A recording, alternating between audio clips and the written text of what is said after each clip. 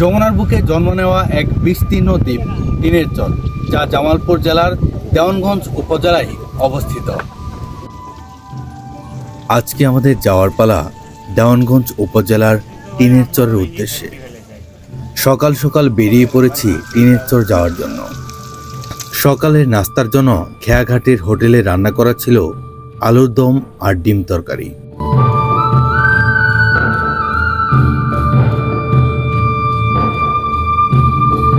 প্রাকৃতিক সৌন্দর্যের এক অপার লীলাভূমি দেওয়ানগঞ্জের খেয়াঘাট।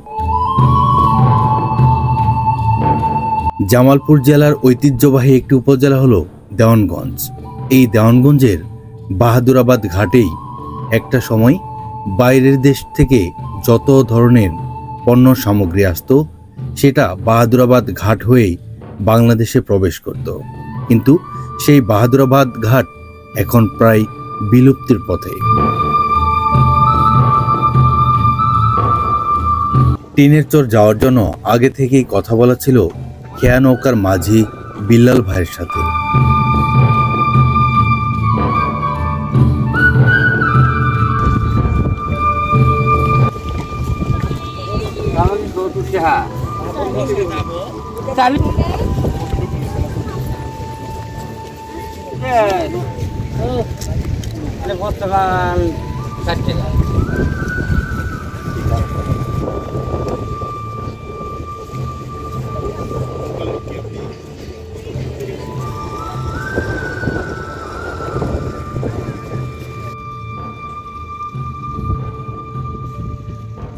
আনতে না আনতে বিক্রি হয়ে গেল।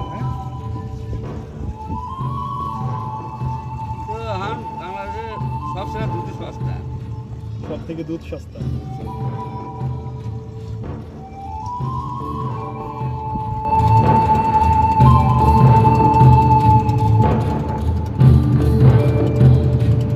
খরস্রোতা যমুনা নদীর বুকের উপর দিয়ে এবার আমাদের যাওয়ার পালা টিনের চরের উদ্দেশ্যে খেয়া নৌকায়।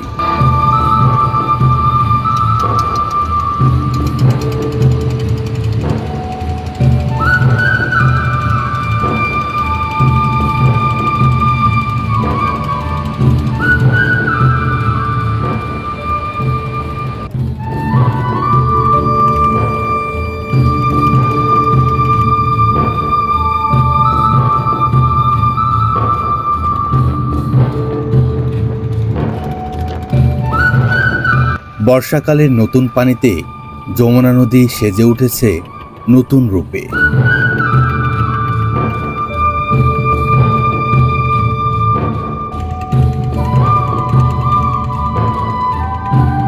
দীর্ঘ প্রায় ৪৫ মিনিট যাত্রা শেষে এখন আমাদের টিনের চরে নামার পালা।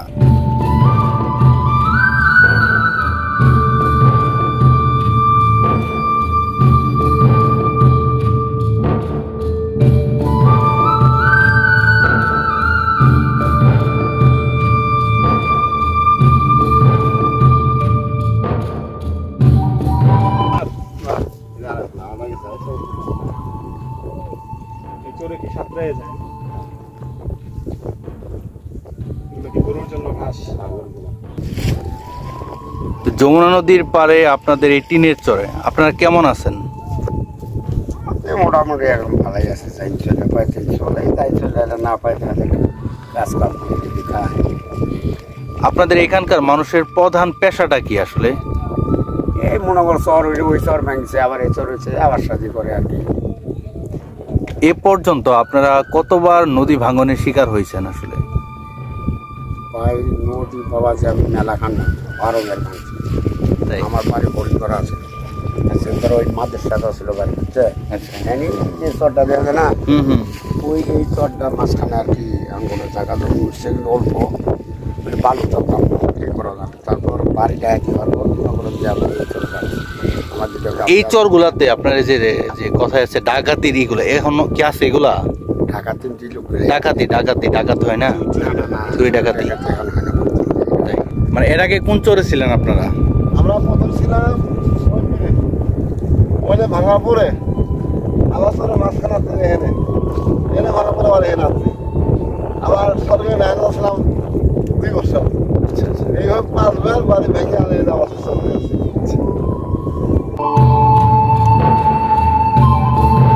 খেয়া নৌকা থেকে নামার পরপরই দেখা মিলল এই জনপদের সংগ্রামী মানুষদের জীবনচিত্রের কিছু অংশ।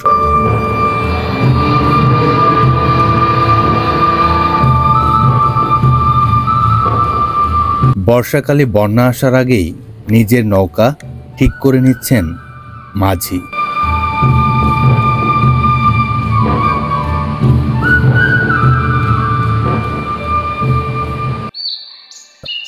এটি হলো টিনের চরে প্রবেশের জন্য বর্তমান সময়ের কাঁচা রাস্তা। এর দুই পাশে রয়েছে পাট ক্ষেত। পাট হলো বাংলাদেশের সোনালী আঁশ।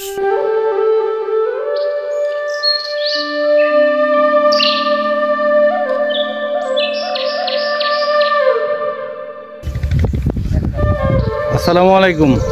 দাদা এগুলো কি, কোথায় নিয়ে যাচ্ছেন? মরিচ, কাঁচা মরিচ না শুকনো? আচ্ছা আচ্ছা।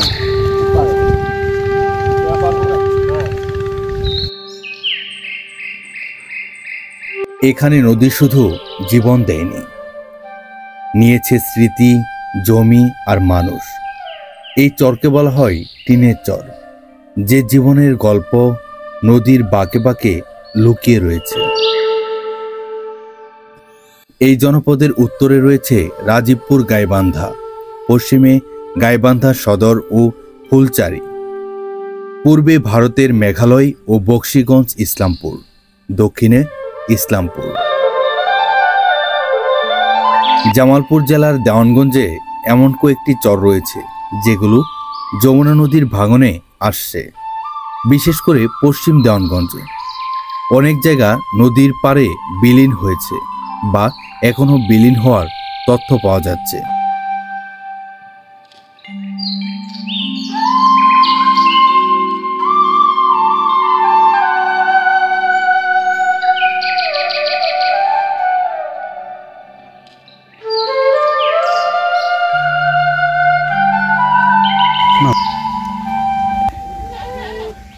নাকি কি কি কাজ করো? হ্যাঁ তাই? আচ্ছা, এটা কি ভেড়ার জন্য ঘাস কাটলা? এগুলো কি আপা চাউলের গুঁড়া নাকি?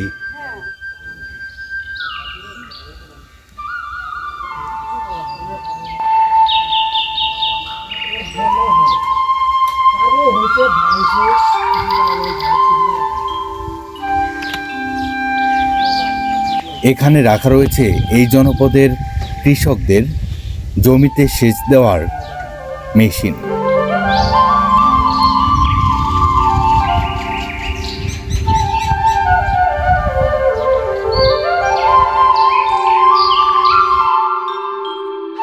একদম সাদামাটা জীবনযাপন করে এই জনপদের মানুষগুলো, কারণ এই অঞ্চলের মানুষের প্রধান পেশা কৃষিকাজ ও মৎস্য শিকার, সেই সাথে গবাদি পশু পালন।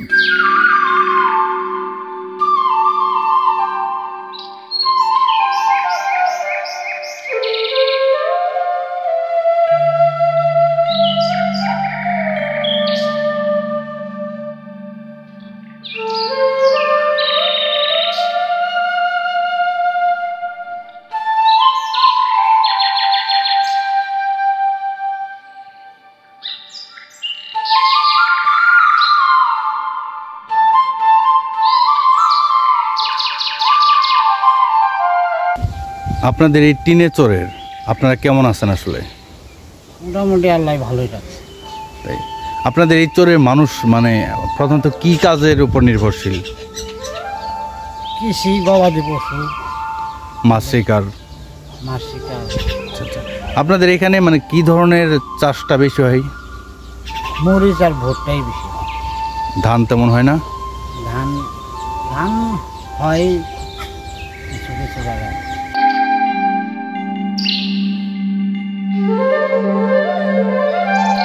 এই জনপদের মানুষগুলো অতিথি পরায়ণ।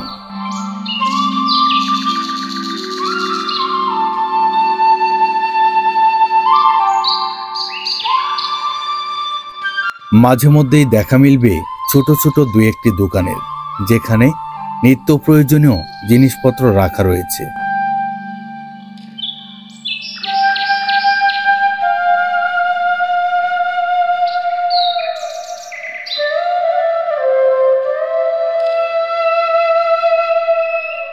এটি হলো এই জনপদের মানুষদের একটি মসজিদ।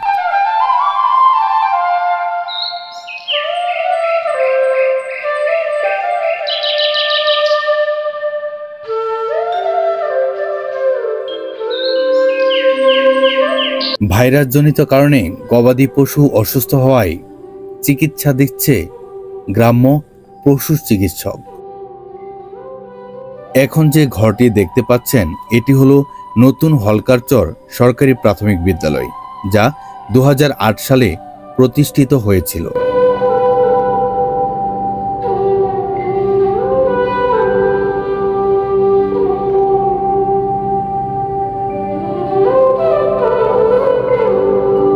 এটি হলো ধান ভাঙার মেশিন, যা ধান থেকে চাউলে রূপান্তরিত করে।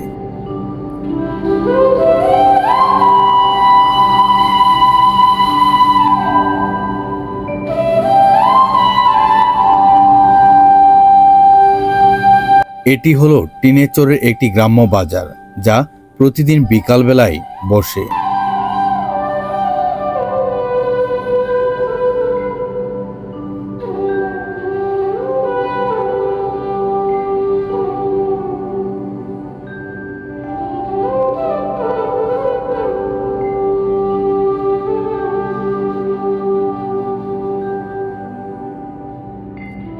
গ্রাম্য মানুষদের নিত্য প্রয়োজনীয় কাজের জন্য সরকারিভাবে খনন করা হয়েছিল এই পুকুরটি, যা অনেকে দিঘি নামেও আখ্যায়িত করে। একটা সময় এই চরগুলোতে প্রচুর পরিমাণে চুরি ডাকাতি হতো, আর তার জন্যই সরকারি উদ্যোগে এখানে পুলিশ ফাঁড়ি নির্মাণ করা হয়েছিল, যেখানে প্রশাসনিক পুলিশ অবস্থান করত। কিন্তু 2020 সাল থেকে এটি অগ্রযাত্রা অভিমুখী বিদ্যানিকেতন হিসেবে পরিচালিত হচ্ছে। কাজ করে ঘুরা হচ্ছে কোমর ব্যথা হানেনি।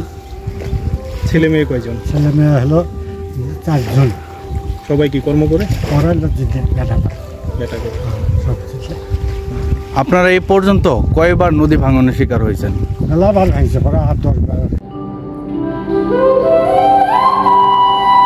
দুর্গম চরের মধ্যেও সরকারি চিকিৎসা কার্যক্রম থেমে নেই।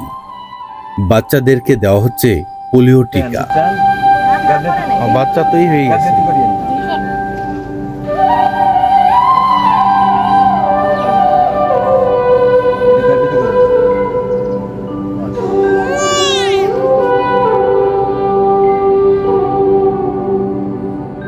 টিনের চর পেরিয়ে তার পশ্চিম পাশে আসলে দেখা মিলবে যমুনা নদীর মূল শাখা।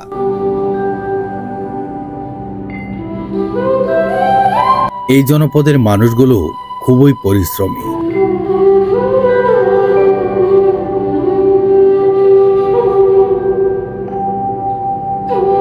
নদী ভাঙার পর ইনশাল্লাহ আমরা খুব সুস্থই ভ্রমণ করে আসছি। আর মনে হয় যে নদী ভাঙিয়ে আমাদের জমাজমি সব নদীতে চলে গেছে। যে বাইরে মনে করেন যে কাজকর্ম করি আমরা, বাচ্চা পোলা বানি সব বাঁচাই পারতাম। আরেকটা বিষয় হচ্ছে যে আপনাদের এই চরে চোর ডাকাতের এটা অনেক নাকি বেশি শোনা যায়। আসিল, আগে আসিল, কিন্তু এখন ওইটাও নাই। তাই ওরা আমরা সব মিলিয়ে এখন তো আপনারা ভালো আছেন। এলাকার মাঠে ওরা আমরা কোনো পয়সাই দিই না। নিজের জীবন বাঁচানোর তাগিদে প্রতিটি মুহূর্ত প্রকৃতির সাথে যুদ্ধ করে টিকে থাকতে হয় এই জনপদের মানুষদের। তখন আসলে রান্না বান্না খাওয়া দাওয়া কিভাবে?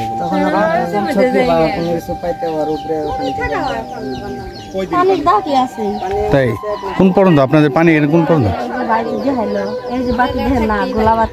এটা শেষ মানে আজ থেকে কত বছর আগে পানি ওই পর্যন্ত হয়েছিল?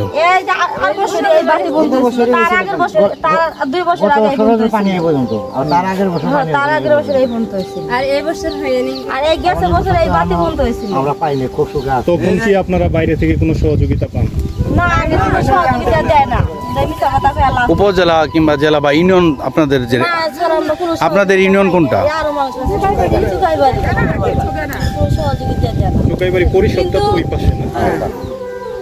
এই জায়গায় সবাই বাড়ি ছেড়ে গেছিল, আমরা আসছিলাম কি ভাই আসছিলাম মনে করেন আঙের গোড়াফার ডালা উঁচা আর উপর যখন দিয়ে আমরা ওর উপরে আসছিলাম উঁচা জায়গা আসছিলাম আঙের এই জায়গায়। হ্যাঁ হচ্ছে আপনাদের রান্নাঘর তাই না? রান্নাঘরে আর কি ইটের উপর একা ডুবু গুছার উপর চুল আস বসায় আর দেখেছি এই জায়গায় নৌকা বেঁধেছি।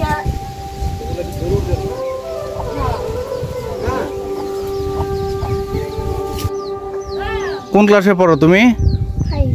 ক্লাস 5-এ? কোন স্কুলে? তোমাদের টিচাররা কি ঠিক মতো আসে? তাই পড়াশোনা ঠিকঠাক মতো করো? আপনারা দুইজন ছেলে মেয়ে? কাকা কোথায়? ঢাকা থাকে। ঢাকা কি করে? ঢাকা ঢাকা স্কুটি চালায়। বাড়ি আসে কতদিন পর? আইসে মনে দিলে আইসে না দিলে পরে কাজ কাম করতে ওই দেশে থাকে, পোলা ভাড়া আছে ওই দেশে। ওইখানে থাকে।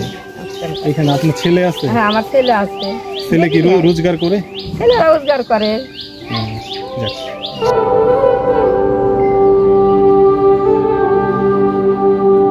এই চরের বেশিরভাগ বাড়িগুলোতেই দেখা মিলবে টিনের চালওয়ালা সোলার বেড়ার ঘর। আসসালামু আলাইকুম।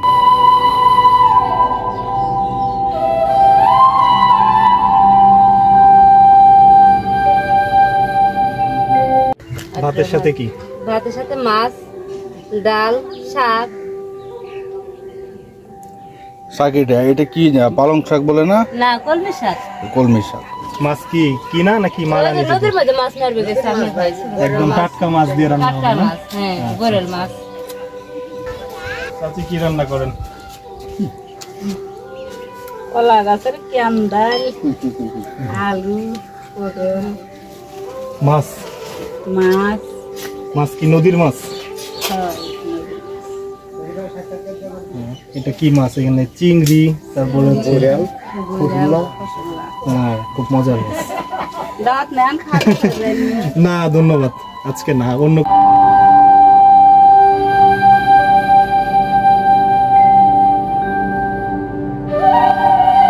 নাম কি তোমার? থেকে আসলেন? হ্যাঁ কোন মাদ্রাসায় পড়ো তুমি? তোমাদের মাদ্রাসার নাম বলো। মাদ্রাসার নাম জানো না? খড়ির জন্য? উঠছিলেন? আরে সর্বনাশ, যে সাবধানে উঠেন, হ্যাঁ বয়স হয়ে গেছে। সাহস নেই। না না, এত উপরে উঠেন এত নিজেদেরই খাইতে হবে। খাওয়াইলে বাছুরটা হয়ে যাবে আর কি। বছরের বয়স কেমন? দুধ 5 কেজির উপরে বানানো যায়। আমরা 5 কেজি বানানো যায় না। সুদন টানলে তো 3 কেজি আর কেজি মতো। খারাপ। কোথায় যাও তুমি? মাছ ধরবা আজকে? জালের কি পাচ্ছিলা? পাতবো, জাল ফেলাবো। জাল পাতবো। কেবলমাত্র চরগুলোতে গেলেই দেখা মিলবে এই জনপদের মানুষগুলো আসলে কতটা কষ্টের সাথে জীবন কাটাচ্ছে।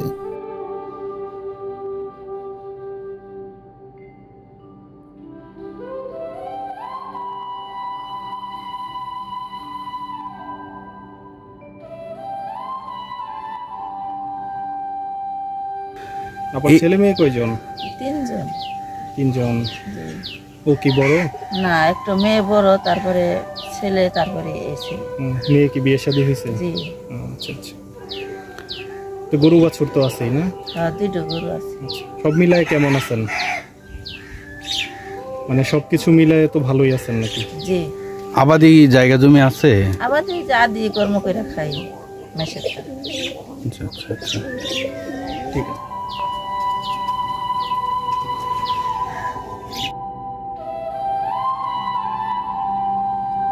শত শত প্রতিকূলতার মধ্যেও ইসলাম ধর্ম কিংবা কুরআন শিক্ষার প্রচারের কার্যক্রমে থেমে নেই এই জনপদের মানুষগুলো। এটি হলো গ্রাম্য উদ্যোগে গড়ে তোলা হয়েছে নুরানি হাফিজিয়া ও মহিলা মাদ্রাসা। হুজুর, আপনার এখানে টোটাল কতজন ছাত্রছাত্রী আছে? আছে 80 জনের মতন ছাত্রছাত্রী আছে। ছাত্রছাত্রী মিলে এইটা তো হচ্ছে হেফজখানা। জি। এইখানে কতজন আছে? এখানে আছে 24 জন। 24 জন, আর বাকিরা হচ্ছে ছাত্রী। সবাই কি এই চোরেরই? হ্যাঁ, সব এই চরেরই আছে।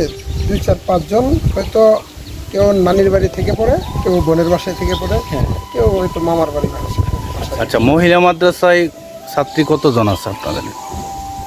এই 24 জন বাদে সব মানে শাখা হলো 3টা। একটা হলো ছেলে হেফজখানা, আর একটা হলো মহিলা আবাসিক হেফজখানা, আর বাকিগুলো নুরানি।